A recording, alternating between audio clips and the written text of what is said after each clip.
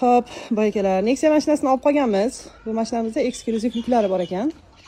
Hop, bu yukimizga ham o'tgan safar Nexiaga qo'ygandaqa qilib suv kanallarini qo'yib beramiz. Hop, kecha olib qolgan Nexia mashinamizni ham mana ishlarini tugatib arafasida ustalarimiz chiroyli holatda. Xudo xolasa yuklarini shilinkalarni qo'yib mana sekin detallarni yig'ishyapti.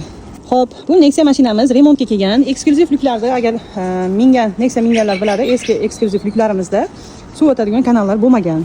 Hop, shunga endi biz suv o'tadigan kanallarni mana ixtiro qilib, mana o'zimiz chiroyli holatda shuni yo'lga qo'ydik.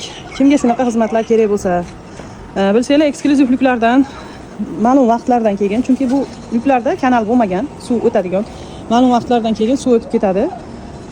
Hozir bu yuklardan qo'yilmayapti. Bu oldingi zavodda ham qo'yib chiqilgan, keyinchalik ham qo'yilgan yuklar bo'lgan.